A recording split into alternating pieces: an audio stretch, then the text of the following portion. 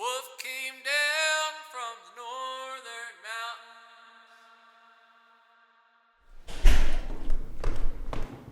mountains. So we'll turn in now to this aisle. This aisle is where the group Carnivora is kept.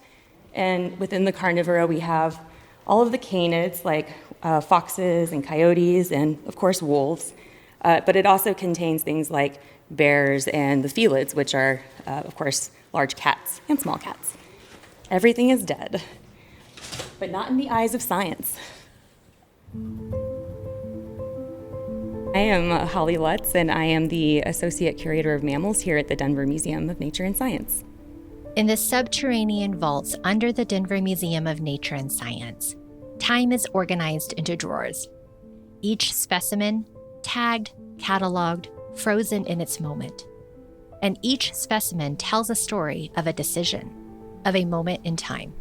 So what I've pulled out here are some of the more interesting representatives of wolves that we have in the collections. Holly first got attracted to museums during her undergrad days. And as her career evolved, she's been finding ways to work with collections housed across different institutions. I was fascinated by the idea that we can actually catalog life on this planet and use information we obtain from the natural world to understand things like evolutionary history and adaptation. She moves through the Denver Museum collections with the precision of someone who understands that science isn't just about the present. It's about preserving evidence of change over time. We have wolves from all over, but they are largely coming from Alaska or early days in Colorado when the museum was kind of first established. And so there are a few individuals that I think kind of highlight some of the history of wolves and our relationship to them in this area.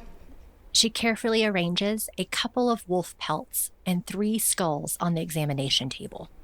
You see a few examples of skulls here, and these, if we look closely at the label, you can see that they were from over 100 years ago in some cases. Yeah, you can see on this label here, it's quite weathered, but holds the information that this was actually collected by a USGS employee named Bill Kaywood. And he was actually quite infamous for killing one of the largest numbers of wolves during anyone's career. There are stories saying that he may have killed over 2,000 wolves. And this was all sanctioned by the US government. The year on the tag, 1918. The collections that we have here are very important because we have some of the final remaining individuals that were still surviving at the tail end of that effort to exterminate wolves. So you can see that even though this is quite old, it's perfectly preserved, and you can see various features in the jawbone, in the teeth, that can tell us something about the age of this wolf. We also have all the information about when and where it was collected. We can look back to historic specimens like this one and understand the distribution of different species.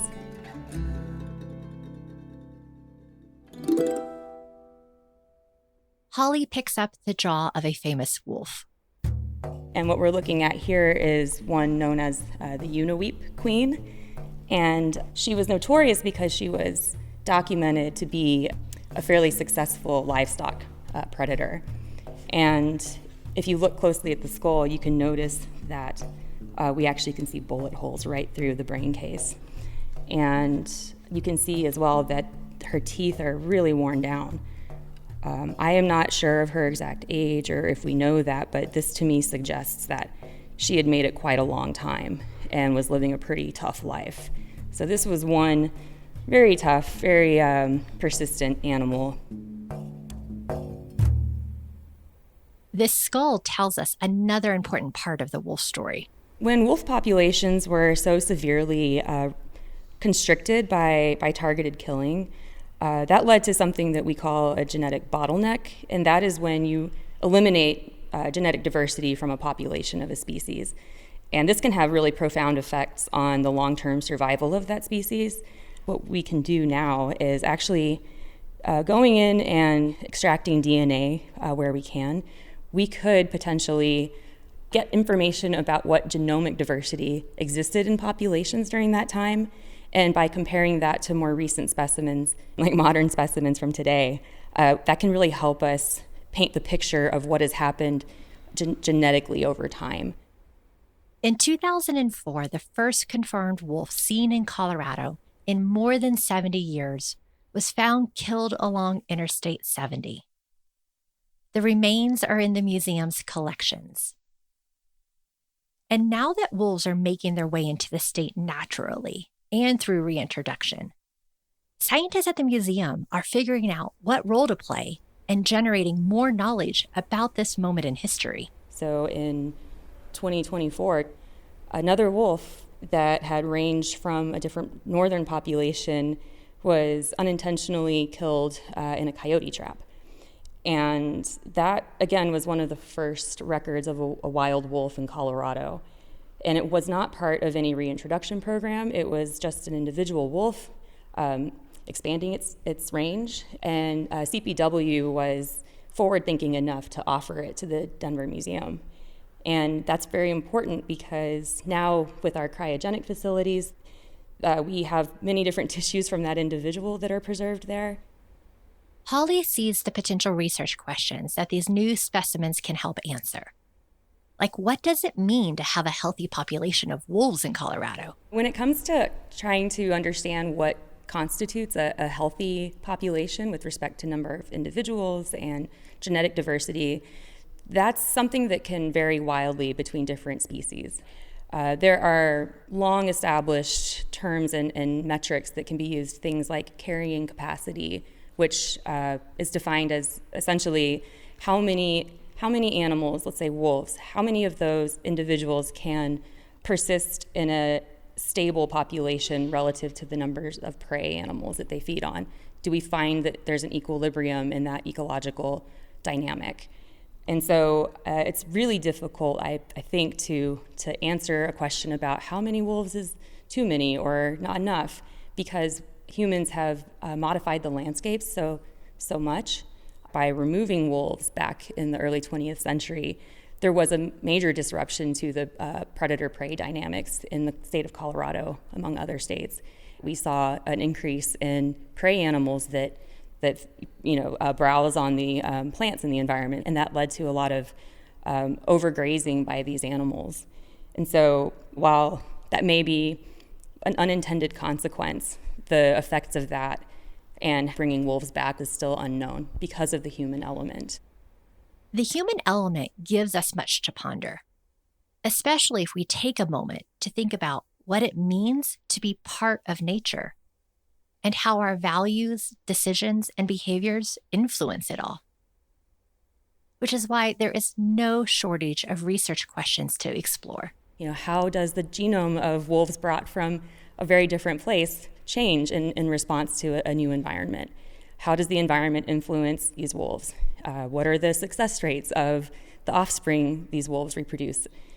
Things like that, I think, can provide a lot of information and context for future decisions. The specimens at the museum show us that our history and past decisions are important to remember. And even though many still disagree about what to do today, perhaps there are lessons to be learned from our past. Welcome to Gray Territory, the return of wolves to Colorado. I'm your host, Kristen Eulenbrock, and this is Season 5 of Laws of Notion, where we push against our preconceived beliefs and think critically about the world around us. Wolf came down from the northern mountain, fell from those while they were dear. Generations have passed since the first lone settler. Long have we lost and forgotten the fear. In this episode, we end our series with the hopes and fears for coexistence and the possibilities of what the future might hold. Because the Colorado wolf reintroduction is just getting started. We roam these hills, wild and free, distant howl on the mountain.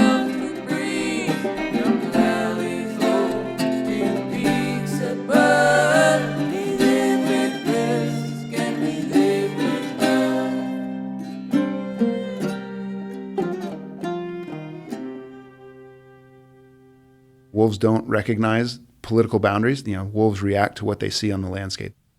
This is Eric Odell, the Wolf Conservation Program Manager for Colorado Parks and Wildlife. For 25 years, he's served the state, holding several roles, but none of which completely prepared him for this moment. It's challenging and it's interesting, and I've learned an incredible amount. Like finding things that are difficult, trying to find workable solutions is a big draw. It's not easy work at all, but being part of this historic effort has been hugely rewarding. Eric remembers an early remark that continues to shape how he and CPW are trying to approach reintroduction. When we began the process of developing the plan, the chair of our commission said that we want to do this with the Western Slope and not to the Western Slope. And that's something that has really stuck with me, and trying to think about how can we do what we have to do to restore wolf populations and maintain ranching and production on the landscape at the same time. But here's where it gets complicated. Eric often finds himself in the center of the conflict. He's one of the faces of a government agency tasked with restoring wolves into communities that are sometimes not happy about reintroduction. I get blamed for doing this, and this being, the Colorado Parks and Wildlife, the wolf program's effort to bring wolves to the landscape without any other considerations. I don't think that it's fully understood how much we truly do care about all aspects of Western Colorado, the wildlife resources and the social resources that we have there too.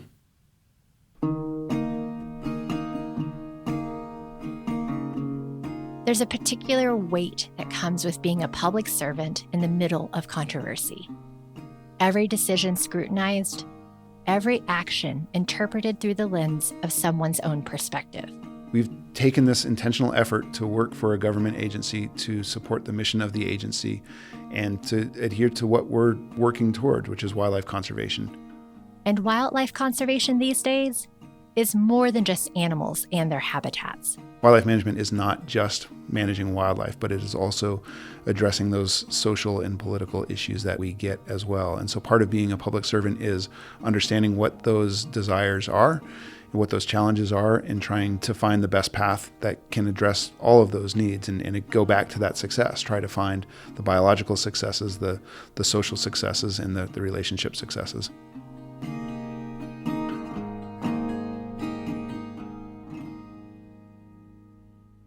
From the beginning, adaptive management has been the framework driving the reintroduction effort. It's an awareness that today's decisions might need to change in the future. After a certain period of time, probably 5 years, 7 years, something like that, after we've finished the restoration of wolves, we'll reflect back as to what has worked, what has been fundamentally good about the plan, and we'll retain those pieces in the plan, and things that haven't worked, things that need to be tweaked.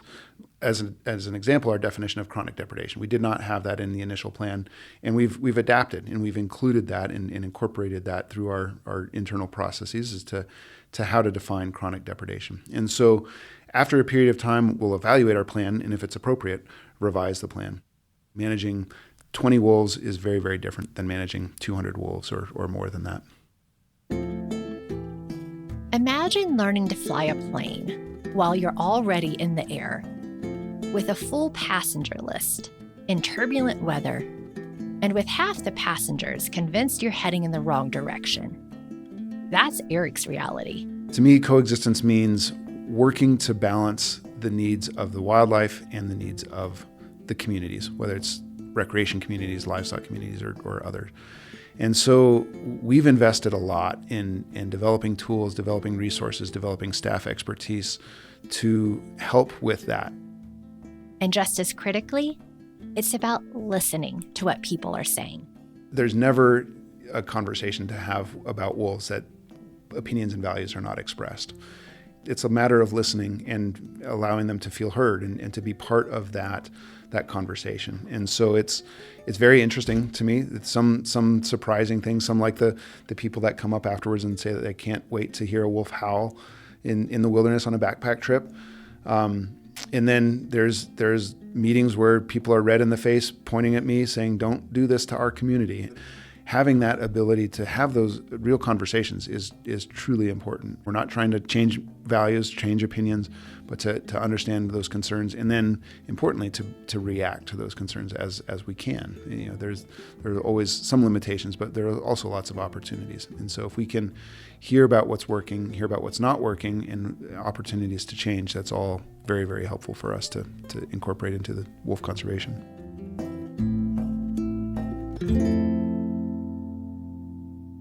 For many people really close to this issue, working through it day after day can be draining. I heard this over and over. From the emotions to the uncertainty, the starts, stops, and pivots. And everyone seems to be looking for a little more stamina. There's no denying that sometimes it gets really old and tiresome, and it feels like you're not making any progress on things. And some of the experiences have been just unforgettable career moments that I've had. But for sure, there are days where it's just like, this is just crazy. This is just it's really, really challenging to maintain motivation and so it's important to take some time away and reflect and talk with others that are maybe not necessarily as deeply ingrained in the wolf work and get their perspectives as well. But I think that there's a whole aspect of education that I've gotten throughout this last 5 years that's been very rewarding.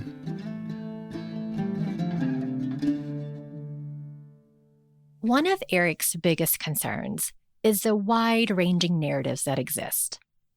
Whether it's how the wolf reintroduction gets covered in the news and discussed on social media feeds, or the direct conversations he's part of. Because this story contains layers, varied perceptions, and many complexities, it's challenging to get a complete story and discern truth from fiction. Nothing's ever 100% right. And that's one of the things that I've come to learn, being deeply ingrained in all of this and knowing most of what's happening at the time and seeing how that's portrayed. It's clear to me that there's not the whole story being told. Eric points to the media coverage that focuses predominantly on what's not going well. Especially at the more local levels, there's a desire to focus more on negative aspects of wolf management. And anytime there's conflict, anytime there's challenges to the process, that gets very heavily reported. There's successes too that are not covered quite as much.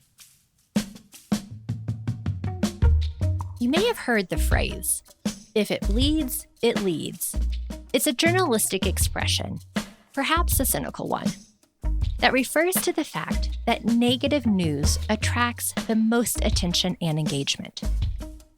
Part of this is due to our negativity bias, meaning we humans tend to focus our attention on negative information.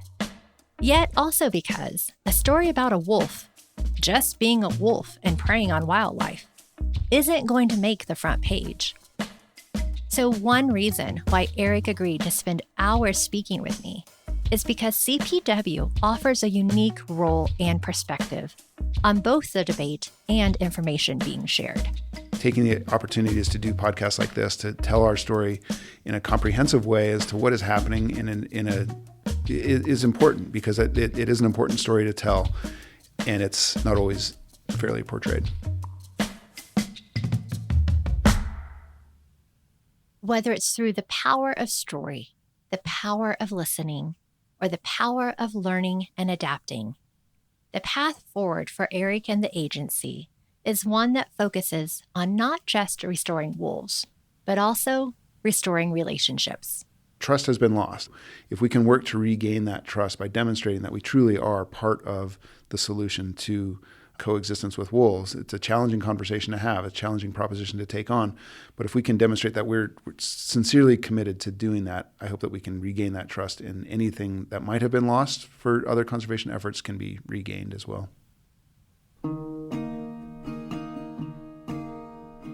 Success is having wolves on the landscape and maintaining productive livestock production communities and maintaining good relationships. So it's those three things. It's biology, it's economy, and it's relationships. And if we can develop and have all three of those thrive, that's success. Eric's story, this story, it's something larger than just managing a controversial species. Wolves have become a test case for how Colorado manages the competing demands of conservation, agriculture, and the diversity of perspectives and livelihoods in an increasingly complicated landscape.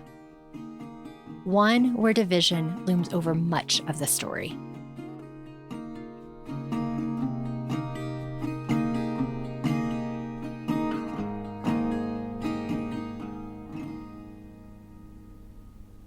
You think of the urban-rural divide and like it's a big deal. Like I've preached this that it's not just in Colorado, it's America. This is Tim Richard, a fifth-generation rancher. For Tim, wolves are continuing to fuel an urban-rural division. But he sees the root of this rift manifesting from something deeper, a disconnect between consuming food and knowing where it comes from. He recollects a conversation he had with his wife as they were driving through Denver recently. I'm like, how in the world do you explain to people that live here about what we do up here? Because most people, you're like, where does your food come from? Most people say, oh, it just comes from the grocery store. Well, it comes from somewhere other than a grocery store. There is an urban-rural divide, and I don't know how you bridge that, because besides going into schools and explaining to little kids like where your food comes from. He often finds himself having to defend what he does for a living, and why additional pressure, whether it's a new predator or something else, feels like another burden to a slim margin profession. I did an interview with this lady for the Denver Post, and she was like, well, cattle prices are so high. And I said, well, yeah, but have you looked at fuel prices and equipment and all that? Because that was the narrative was like, well, you guys are making so much money because cattle prices are so high. I'm like, that doesn't mean anything. When Tim's great-grandpa ran the ranch, they had about 10 people employed with the operation. Now it's only 3, yet the number of cattle has gone up. So yeah, I have a couple high school kids that help me, and obviously when we do a lot of the other stuff, you ask neighbors to come help, and so you get that. But yeah, you don't have the number of people working here that you used to have. My dad's always like, your great-grandpa would roll over in his grave if he saw what it costs today to do stuff. Because it does. Tim and I head outside to get in his side-by-side so he can go check on some of his cows. Somebody asked me if you create a bond with them. I'm like, oh yeah. I mean, you always do. I pissed my sister off a long time ago because we did 4-H as a kids. 4-H, so they teach you how to take care of an animal and feed it, and but in the end you're creating food.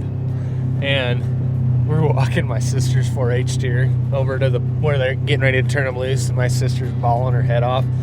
She had to have been like 8, 9 years old, maybe 10. And I looked at her and I go, it's okay, you can get a new one in 3 months. She did not help. As we're driving across the field, Tim turns serious, talking about how much wolves have permeated so much of his life recently.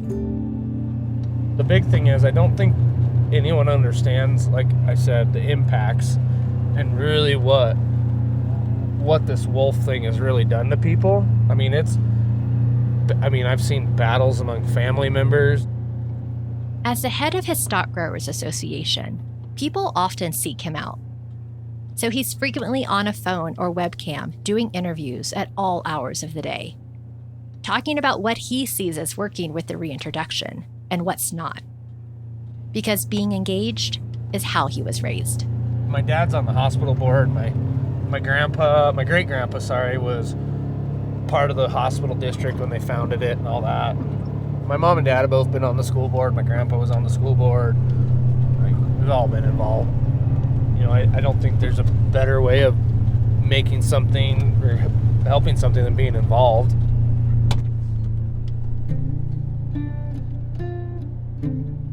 Tim reminds me that many of us have ties to farming, often without realizing it, whether we're a single generation or several generations removed. And if we look back even further, The rise of modern civilization is because of agriculture. So he's found himself thinking deeply, not only about society's current connection to ag, but also what the future might hold for his kids. I had a guy ask me, or maybe a reporter asked me about the future with if my kids could do this. And my answer was, if we're like we are right now, there's no way. I mean, I've sat there and gone, what am I doing? Why am I putting myself through this? And it's like, why would we want to put ourselves through any of this? And so getting to that point of where we can protect our livelihood, then yeah, I think my kids can do this. But I think right now, I don't, it's such an unknown, such a jumping through this hoop to get to that hoop to, and it shouldn't be that way. I think it should be straightforward. Yet even with all the uncertainty that Tim has about the future of his family's operation, about what he might be able to pass down to his kids if they want to take it over, he still makes the choice to show up and engage in the hopes of continuing his family's legacy. I love doing this and I want to keep doing it, so that's why I just keep trucking.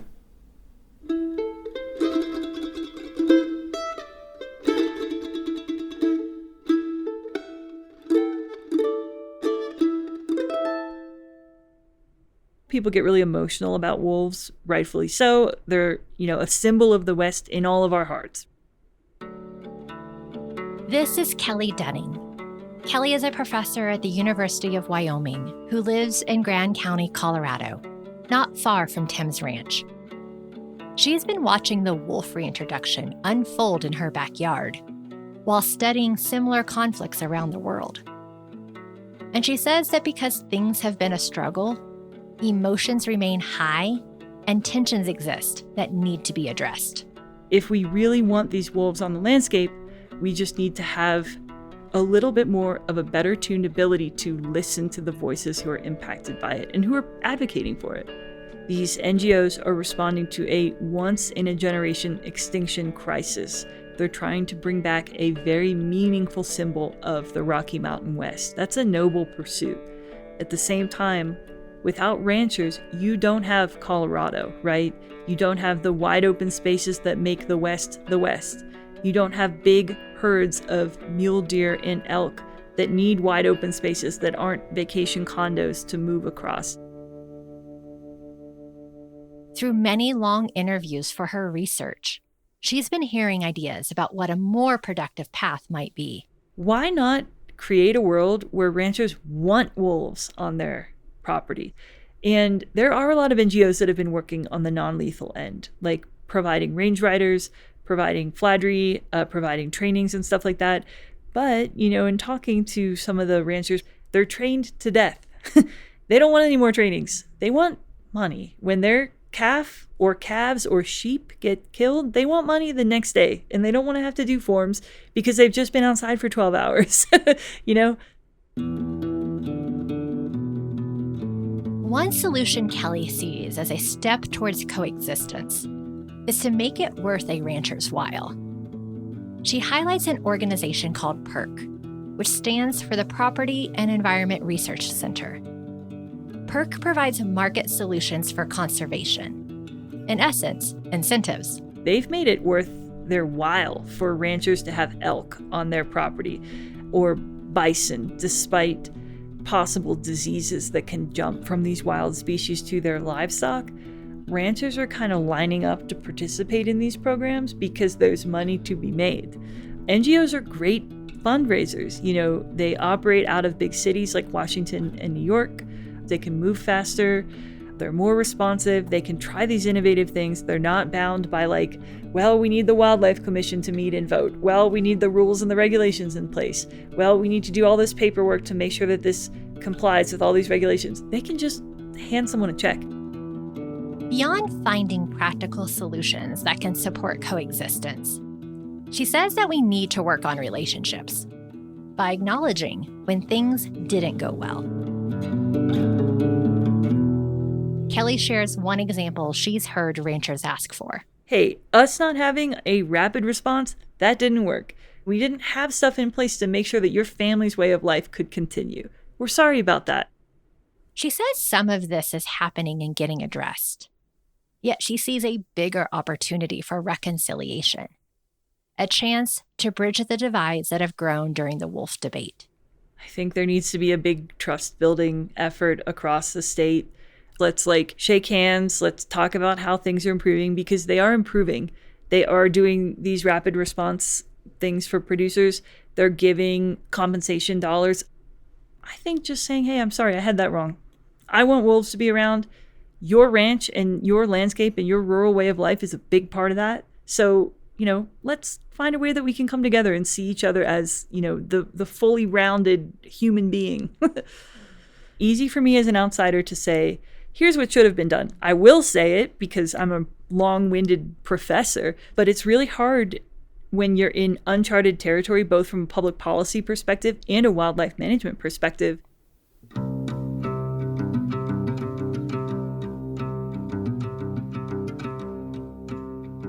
Many of us may be thinking about how our social systems are becoming more polarized. How simple it is to slip into an us versus them story, especially anything that's involved in politics. This is what's known as affective polarization, which is when we have a greater dislike or distrust of someone from the opposite political party. And what's interesting about this type of polarization is that it's not necessarily tied to policy differences, but rather to social identity, which means the ramifications can be far-reaching.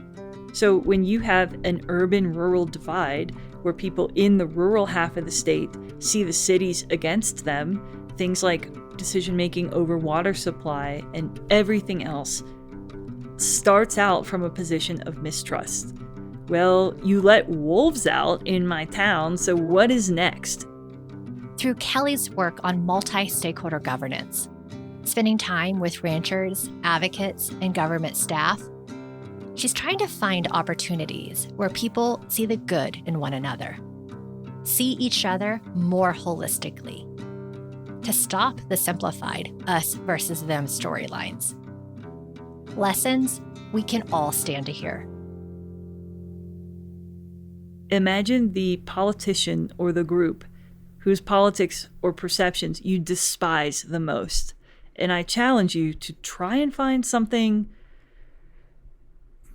I don't want to say good about it, but you can see where they're coming from. That's essential. So often in political arguments, we say, they're just evil. They're just wrong. I recommend striving to be the type of person where you can entertain the other side's argument without shutting down, without freaking out, without breaking. You should be able to hold two competing ideas in your head and to really understand and empathize the other side's perspective. So we need to be able to see the humanity in the other side, even someone who you viscerally do not like. And part of that has to do with saying, I could be wrong about this. And when you are able to admit that, maybe when you're in a negotiation or a debate, maybe it's over a holiday meal and you're debating a family member, hey, I could be wrong about this, but here's what I think. I think that's a first step. Everybody having a little bit more humility, everybody understanding that they may not fully understand all sides to issues, and just saying that out loud, but also admitting when we get things wrong. And what she's learned is that lasting solutions require actually understanding what's at stake for everyone involved. Trust isn't built in conference rooms or ballot boxes. It's earned by sitting at a kitchen table or talking over a fence line. I would just ask your listeners to sit down, close your eyes, and really try to understand where the other side is coming from. If you are a diehard wolf lover, think about what it would be like to lose a sweet baby calf right around Easter and have your children see it, because that did happen around here. And likewise, if you're very pro-producer, if you say, it's ranching and then it's everything else, imagine a world without wolves for your grandchildren, So try to come somewhere in the middle, try to see where both sides are coming from. And then from there, that's where the real fertile ground is for creative solutions.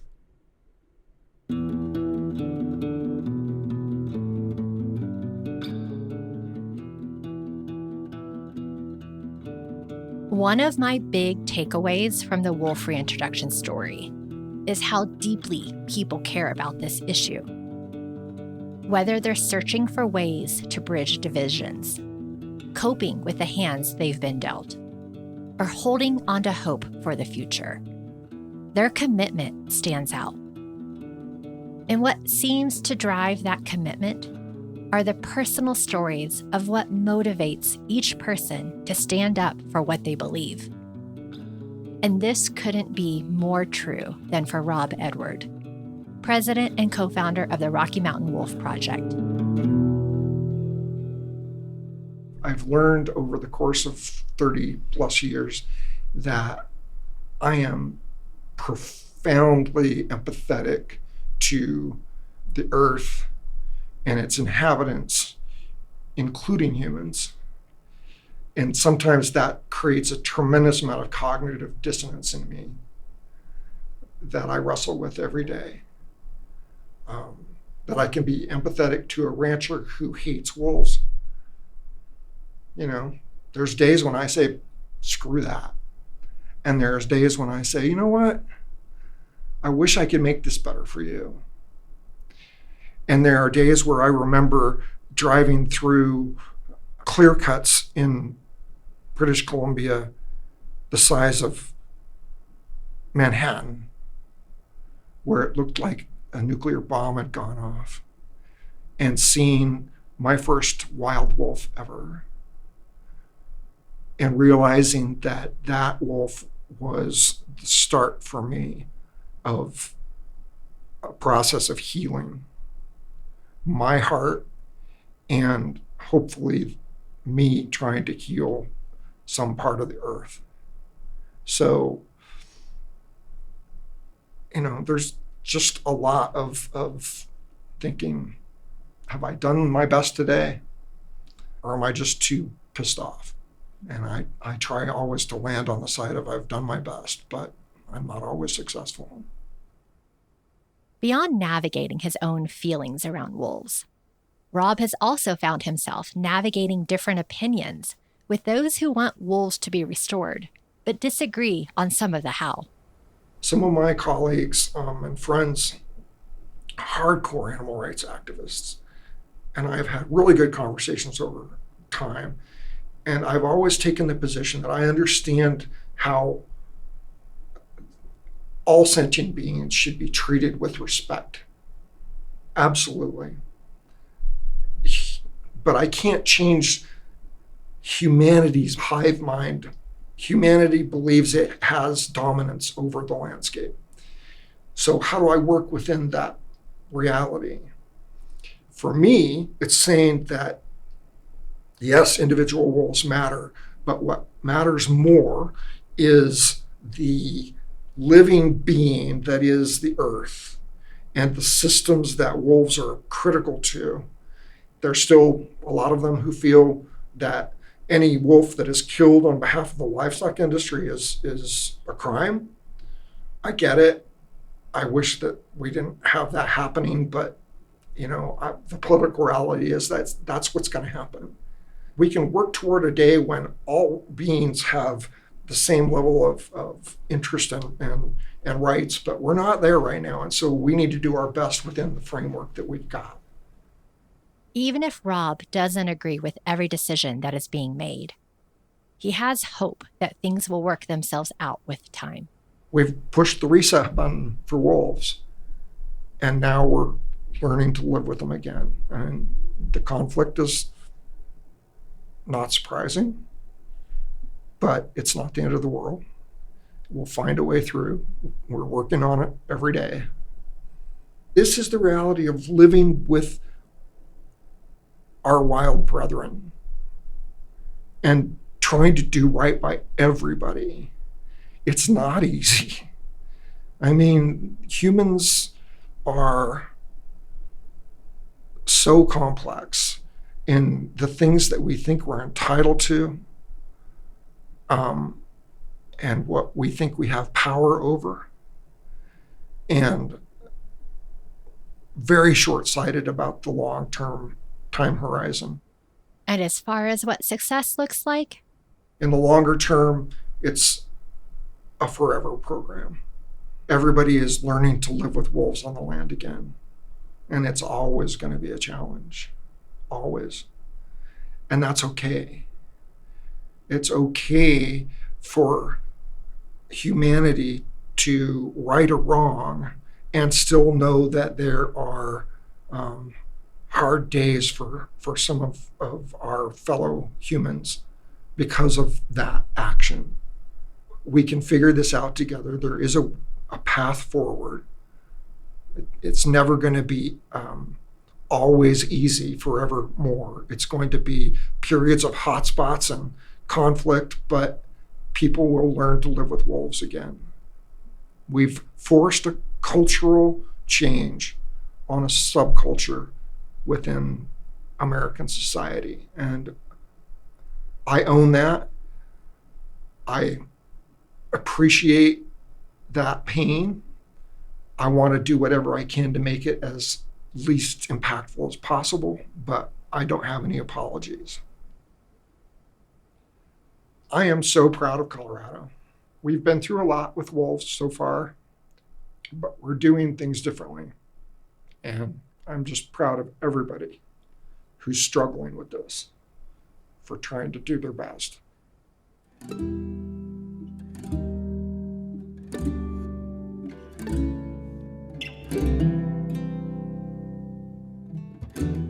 throughout this story, what has become clear is that wolves are a wicked problem. Wicked problems are tangled with values, politics, and lived experiences.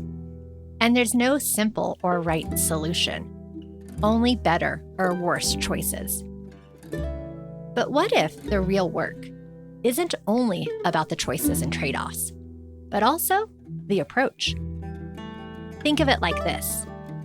For wolves and livestock to coexist in the same territory, the approach requires constant vigilance, adaptation, and tools that sometimes work, but don't always.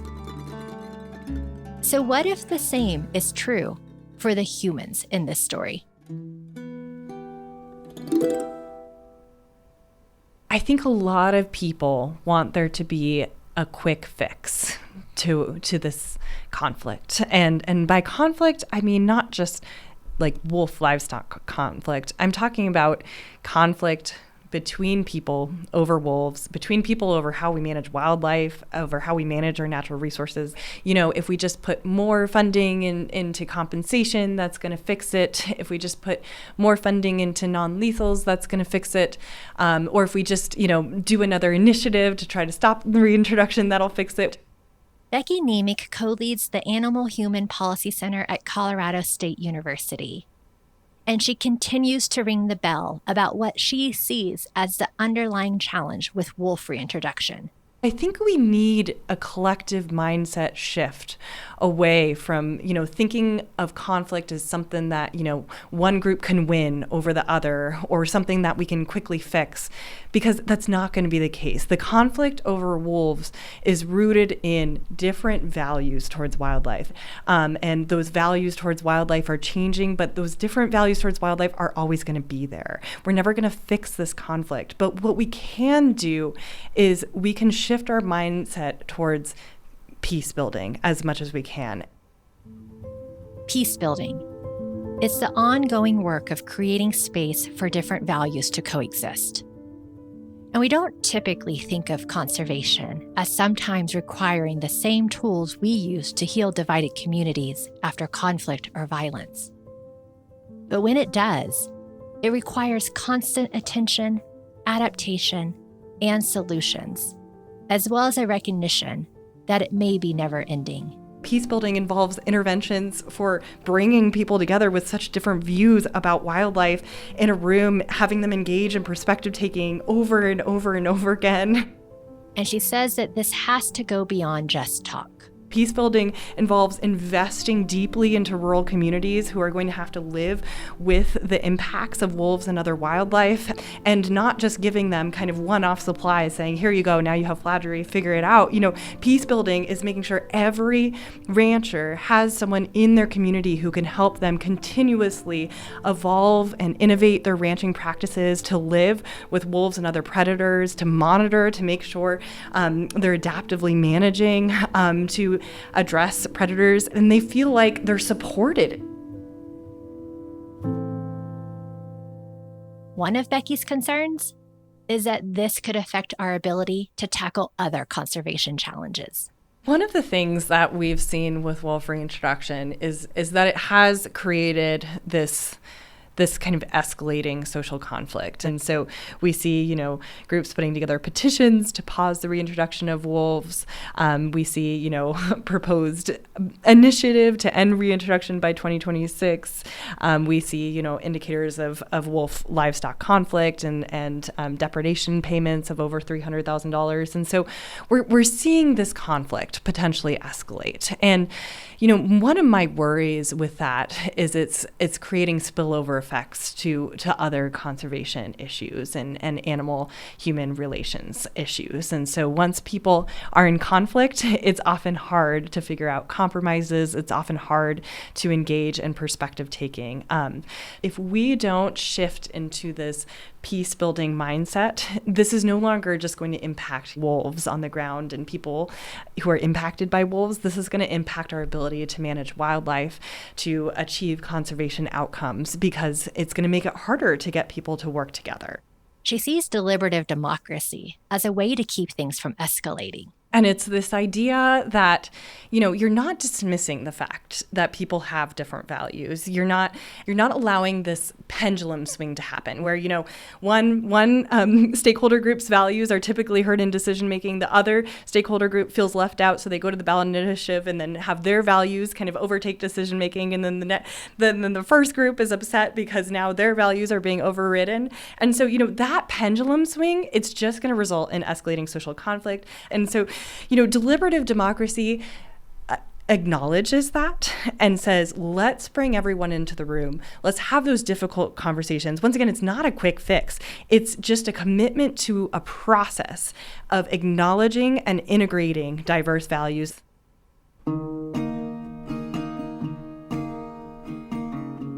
Becky's research has revealed another challenge. How the story gets told matters. And one of the things that we found, and this is from the results of 214 media articles covering reintroduction, is basically that the majority of media coverage portrayed human-wolf conflict, and more than twice the number of articles highlighted social conflict narratives compared to what we call peace-building narratives. And so in our research, actually much of the rhetoric used by media to describe the social conflict over wolves echoed kind of war, violence-oriented media framing discussed in studies of other human conflicts. And so, for example, when describing conflict over wolves, media often used us versus them type framing, reinforced stereotypes of certain groups being for or against wolves, highlighted how conflict is resulting in threats to or demonization of certain groups. It turns out there's actually tons of efforts on the ground right now of ranchers working with conservationists, working with scientists, working with government agencies. We have ranchers and environmentalists holding workshops trying to figure out solutions. And so if we are going to shift towards peace building, we need our media to shift towards highlighting those, creating hope, and showing that actually there is the potential for groups to work together and reduce this conflict.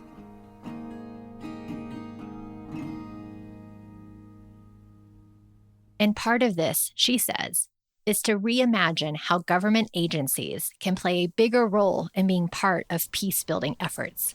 What would it look like to have our agencies actually be kind of peace-building entities, to be focused on preventing social conflict? And what would it look like for our agencies to step in and say, hey, we don't want these pendulum shifts anymore between values. We are here for all values, and let's innovate. Let's stop going back and forth with ballot initiatives. let's try to figure out how we can come together and move forward. Wolf reintroduction and everything we've seen here and the escalating conflict that we see should really be a wake-up call for, how can we rethink the way that we manage wildlife?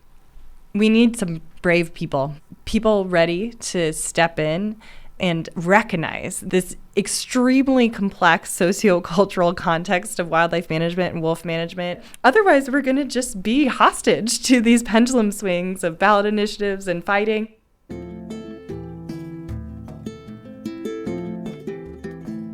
What I hear is a call for more people to engage in the discomfort of difficult conversations, to engage even when success isn't guaranteed. While the wolf reintroduction plan did identify social tolerance for wolves, compromise, and trust across communities as key elements for successful conservation, we've heard throughout this season about areas where these social outcomes are still a work in progress. Which is why Becky says we need to spend more time focused on the human side of things. One thing that I'm looking forward to is thinking about what it really means to manage wildlife from a social perspective. And to me, one of the first steps for that is to figure out how we can do adaptive management based on social indicators, not just ecological indicators. And so wildlife management forever has been saying, okay, the way we manage wildlife, we keep track of populations of different species. We see if they're going up or down and where we might need to intervene. What if we did that with social outcomes as well? To monitor them over time and say, hey, over here we're losing trust. Over here, social conflict is escalating. We need to implement interventions to address that. And to me, that could be a whole new model of wildlife management that would give us hope. What Becky's describing is an approach to making decisions where values collide, where there's no perfect answer, and when trust is fractured within our society.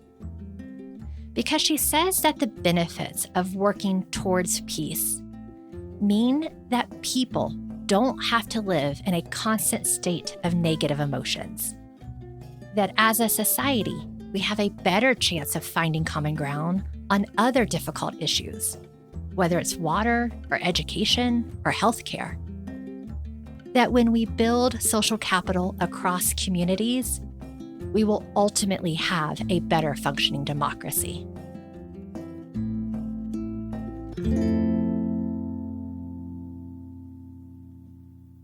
The story of wolves in Colorado isn't written in stone. It's being sketched out in real time. As we wrap up this season of Laws of Notion, the wolf story is still unfolding and swirling in politics.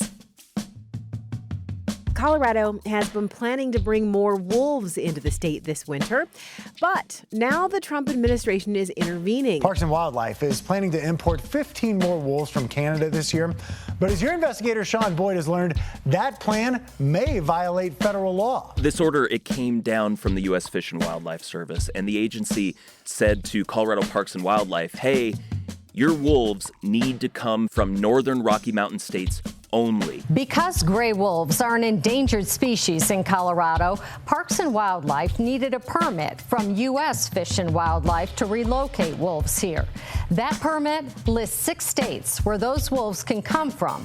It doesn't list Canada. So Colorado Parks and Wildlife says they are in contact with the Department of the Interior and are exploring their options for other wolf releases. CPW director says he did receive guidance from the federal government and is not surprised to see with a change in administration, there is a change in interpretation.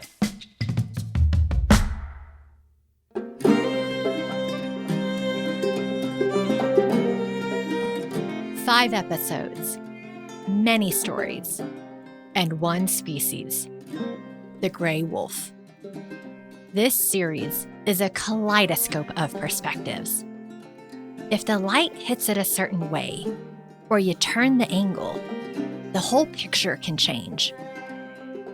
Personally, this story has opened my eyes to the deep passion that is tied to this species, the wolf. and the spectrum of viewpoints that exist. And my biggest takeaway is that it's both a story about wolves and something bigger.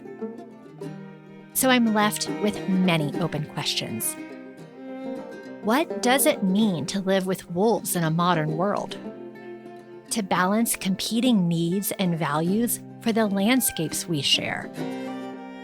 To make decisions that lead to less conflict? And can we learn to coexist, not just with wolves, but with uncertainty and with each other? Things are rarely black or white. It's mostly gray territory. Wolf came down from northern mountain, fell from those while they were deer. Generations have passed since the first lone settler. Long have we lost and forgotten the fear. I hope you enjoyed listening to this series. Stay tuned for more exciting, extended, and bonus content coming very soon. Also, we'd love to hear your thoughts on what resonated, or what questions you still have. You can send us an email by visiting our website at institute.dmns.org. Laws of Notion is a production of the Institute for Science and Policy at the Denver Museum of Nature and Science. To learn more, visit lawsofnotion.org. I'm your host, Kristen Eulenbrock. This episode was produced by me, Trisha Waddell, and Jordan Marks. Sound design by Seth Samuel. Original music composed and performed by Brett Kretzer with Andy Reiner and Dr. Joy Adams. For a full list of credits, check out the show notes. If you've enjoyed listening, please rate and review this podcast and consider supporting the Institute.